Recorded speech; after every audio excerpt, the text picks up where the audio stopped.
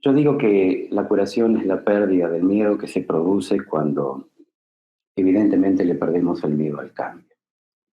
Yo digo que estamos en constante cambios permanentes en todos los aspectos, fundamentalmente aquellos que tienen que ver con el entorno que nos rodea, el ambiente emocional que incluso vivimos los seres humanos en relación con el mismo entorno físico. Y de eso es lo que les voy a hablar hoy, de cómo nos adaptamos a este entorno, a este ambiente. ¿De qué manera lo hacemos? ¿Por qué y para qué lo hacemos con las enfermedades? Con los síntomas de comportamientos también. Para mí, descubrir el sentido de las enfermedades es lo más apasionante que todos ustedes se puedan imaginar. Pienso que no se trata de creer en los Reyes Magos, sino de descorrer un velo importantísimo de cómo funciona el ser humano. Sabemos que ya hace miles de años la humanidad ha experimentado que en conclusión todas las enfermedades tienen un origen psíquico, algo que ya está afianzado y que es una verdad científica sólidamente establecida en el saber universal y en la intuición de todos. Pero por supuesto, sin menospreciar a la medicina tradicional y a una historia de años de investigación, lo cierto es que si nosotros usáramos el sentido común, nos daríamos cuenta que en realidad hacemos de nosotros y también hacen de nosotros mismos, un montón de fórmulas químicas. Si nosotros tomáramos verdadera conciencia de cuál es el sentido de la enfermedad, pienso que nos libraríamos de muchas ataduras.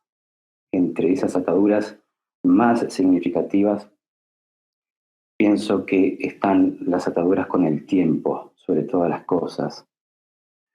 Y por supuesto, el espacio, nuestro territorio, aquel territorio en donde pernotamos para sobrevivir.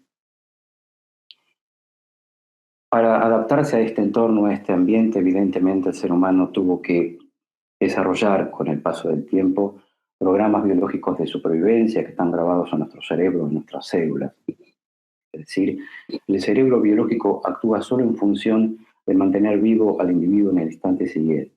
Es por eso que la información debe viajar en los genes, no la enfermedad, sino que lo que viaja en los genes son los conflictos inconscientes de nuestros padres, de nuestros ancestros, que no han tenido una solución satisfactoria en su momento, que no han tenido una descarga de esa información a través del estrés.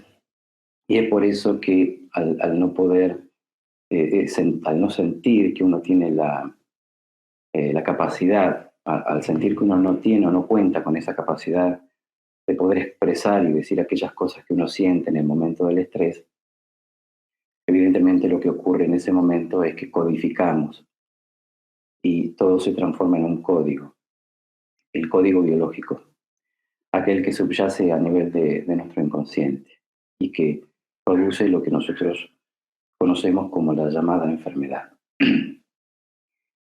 Todo lo que yo les puedo contar en este segmento de minutos que tenemos para poder compartir estos conocimientos tienen que ver con las experiencias que yo he vivido en las consultas. Por supuesto que para mí cada seminario es una fuente de intercambio, de conocimientos incluso con nuestros participantes, que son nuestros alumnos del Instituto Argentino. Pero para mí las consultas fueron de hecho un seminario, cada consulta era un seminario.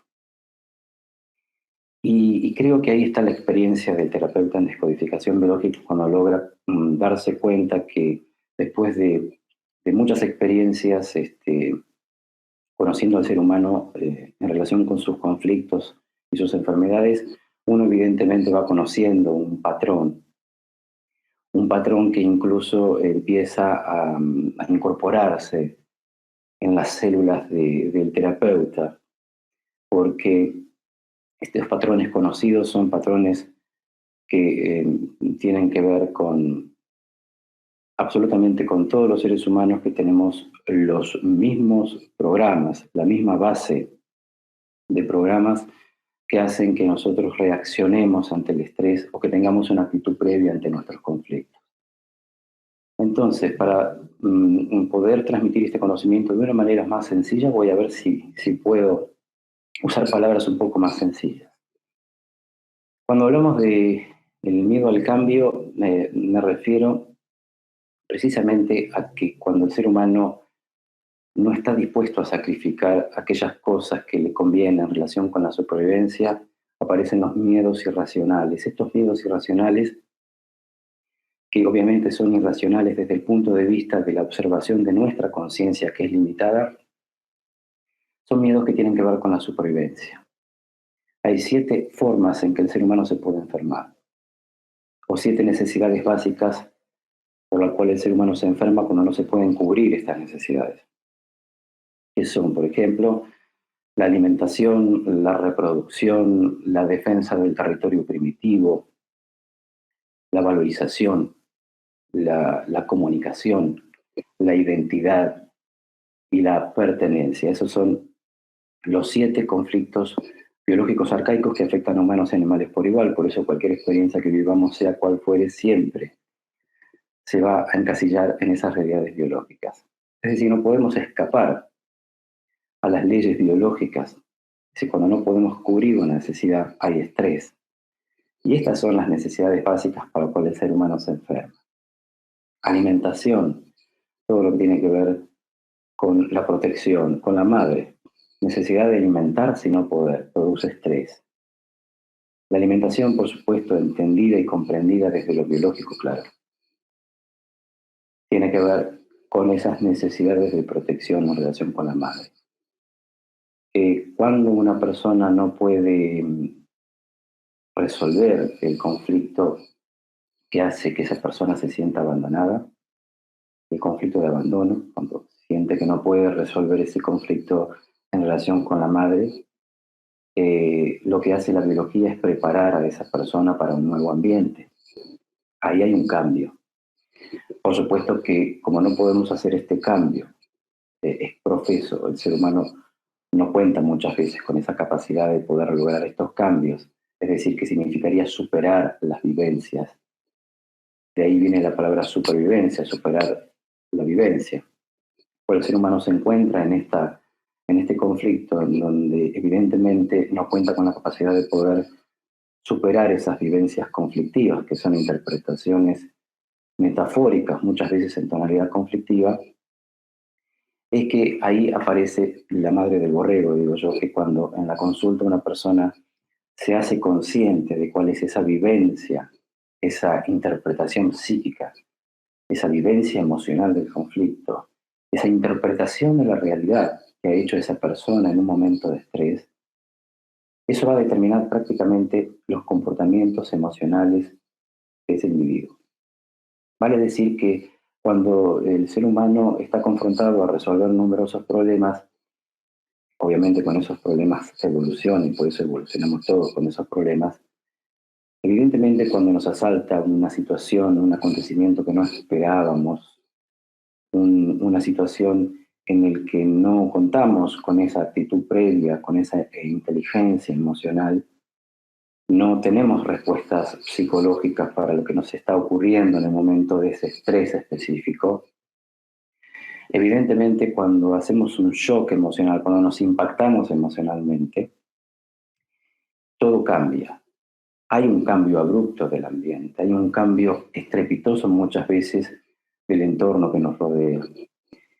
Sobre todas las cosas, el entorno emocional, que es lo que cambia a partir de ese impacto emocional. Porque incluso cambia el mundo de las percepciones de cada quien.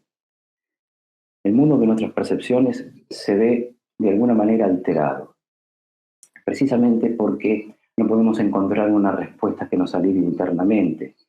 Y es precisamente porque no contamos con esa inteligencia emocional, con ese lenguaje, con esa palabra que a veces buscamos en el momento que nos asalta un conflicto en forma inesperada, en que la mente humana no puede dar una respuesta inmediata a lo que nos está pasando.